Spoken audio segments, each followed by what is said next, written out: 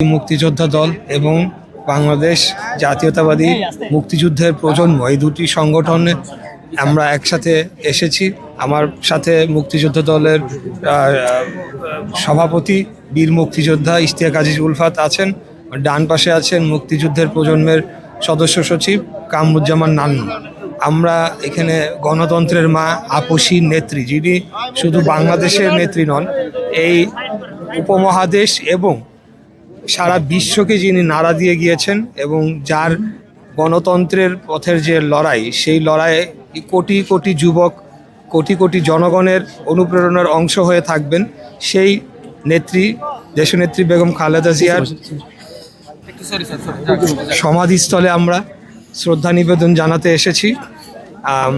অবশ্যই আমি বলবো যে এই শোককে আমরা শক্তিতে রূপান্তরিত করে আমাদের নেতা দেশনায়ক জনাব তারেক রহমানের নেতৃত্বে আগামীতে একটি স্বাধীন, সার্বভৌম এবং উন্নত বাংলাদেশ গড়ার লক্ষ্যে কাজ করে যাব। যেই বাংলাদেশ হবে বৈষম্যহীন, যেই বাংলাদেশে গণতন্ত্রের মাধ্যমে আগামী বাংলাদেশকে পরিচালনার জন্যে রাষ্ট্র ক্ষমতায় যারাই আসবে তারা জনগণের ভোটে নির্বাচিত হয়ে আসবে, সেরকম একটি স্থায়ী গণতন্ত্র আমরা প্রতিষ্ঠা করতে চাই। সেই লক্ষ্যে আমরা কাজ করে যাব আমাদের নেতার নেতৃত্বে।